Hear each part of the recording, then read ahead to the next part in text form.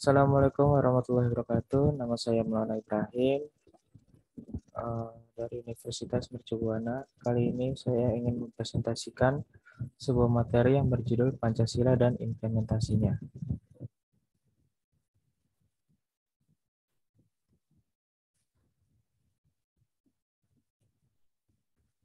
Presentasi ini bertujuan untuk memenuhi tugas pada mata kuliah Kewarganegaraan dengan dosen pengampu Dr. Nanang Ruhyat, Magister Teknik. Pancasila.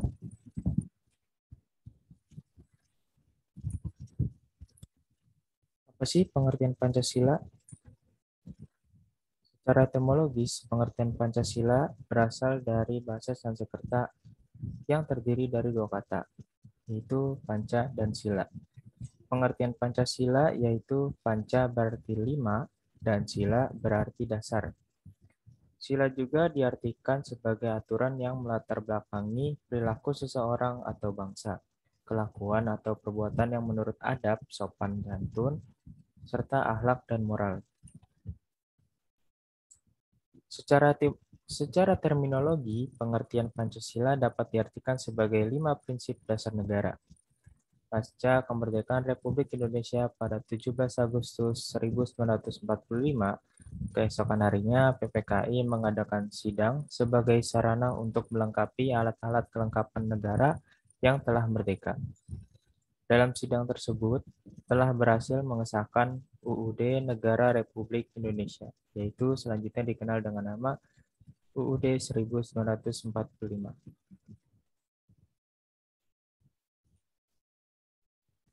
Sila-sila dalam Pancasila. Pertama, ketuhanan yang Maha Esa, melambangkan bintang. Yang kedua, yaitu kemanusiaan yang adil dan beradab. Yang ketiga, persatuan Indonesia. Yang keempat, kerakyatan yang dipimpin oleh hikmat kebijaksanaan dalam permusyawaratan perwakilan. 5. Keadilan sosial bagi seluruh rakyat Indonesia. Berikutnya yaitu sejarah singkat Pancasila. Pancasila dirumuskan pada sidang Badan Penyelidik Usaha-Usaha Persiapan Kemerdekaan Indonesia yang biasa kita sebut BPUPKI pada tanggal 29 Mei 1945 sampai dengan 1 Juni 1945. Awalnya pembentukan BPUPKI bertujuan untuk menyelidiki hal-hal penting serta menyusun rencana yang berhubungan dengan persiapan kemerdekaan Indonesia. BPUPKI juga bertugas untuk mempersiapkan dan merancang dasar negara Indonesia, yang sekarang kita kenal sebagai Pancasila. Dalam sejarah, Pancasila dirumuskan oleh 3 tokoh nasional Indonesia, yaitu yang pertama Muhammad Yamin, yang kedua Supomo, dan yang ketiga Soekarno. Kemudian Pancasila dicetuskan oleh Soekarno dalam sidang BPUPKI pada tanggal 1 Juni 1945. Sejak itulah tanggal 1 Juni 1945 diperingati sebagai hari lahirnya Pancasila. Menurut instruksi yang dikeluarkan Presiden Republik Indonesia nomor 12 tahun 1968 pada tanggal 13 April 1968, tata usaha dan rumusan Pancasila yang sah adalah sebagai berikut. 1. Ketuhanan yang Maha Esa. 2. Kemanusiaan yang adil dan beradab. 3. Persatuan Indonesia. 4. Kerakyatan yang dipimpin oleh hikmat kebijaksanaan dalam permusyawaratan perwakilan. 5. Keadilan sosial bagi seluruh rakyat Indonesia. Berikutnya yaitu fungsi Pancasila sebagai jiwa bangsa Indonesia, kepribadian bangsa Indonesia, dasar negara Republik Indonesia, sumber dari segala hukum, pandangan hidup, moral pembangunan, yang terakhir cita-cita dan tujuan pembangunan Indonesia.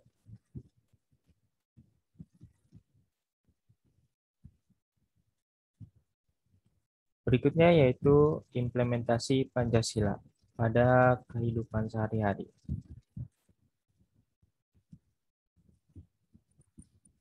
Implementasi Pancasila pada sila ke-1 atau pertama, yaitu beriman dan bertakwa, yaitu secara sadar patuh melaksanakan perintah Tuhan Yang Maha Esa. Setiap umat harus mempelajari agama yang dianut dan mengamalkannya. Kedua, walaupun berbeda agama, rakyat Indonesia harus dapat bekerja sama dalam bidang sosial, perekonomian, dan keamanan lingkungan. Yang ketiga, setiap pemeluk agama tidak boleh menghalangi ibadah agama lain. Yang keempat, mengembangkan sikap toleransi sejak dini. Yang kelima, tidak menyebarkan agama kepada manusia yang sudah bertuhan.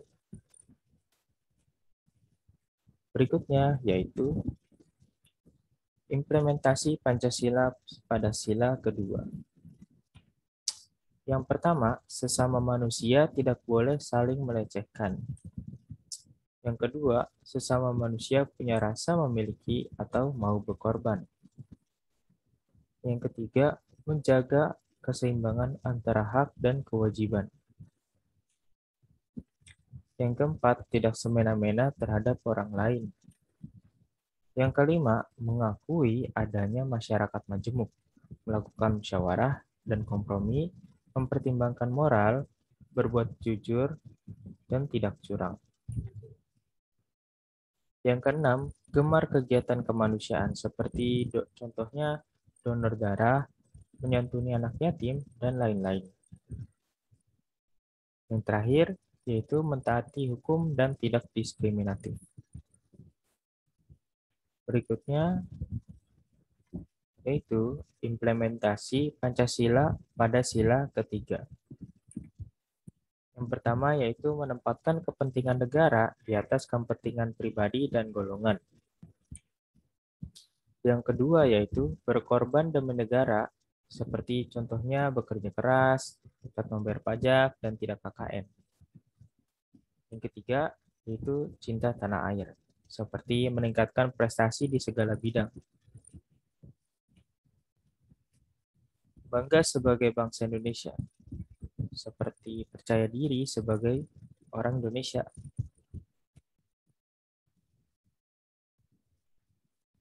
Berikutnya yaitu implementasi Pancasila pada sila keempat. Yang pertama yaitu aktif dalam musyawarah, memberikan hak suara, dan mengawasi wakil rakyat. Yang kedua, tidak memaksakan kehendak pada orang lain. Yang ketiga, mengutamakan musyawarah dengan menggunakan akal sehat. Yang keempat, menerima hasil musyawarah, apapun hasilnya, dan melaksanakannya dengan penuh tanggung jawab. Yang terakhir, mempunyai itikat baik dalam melakukan sesuatu.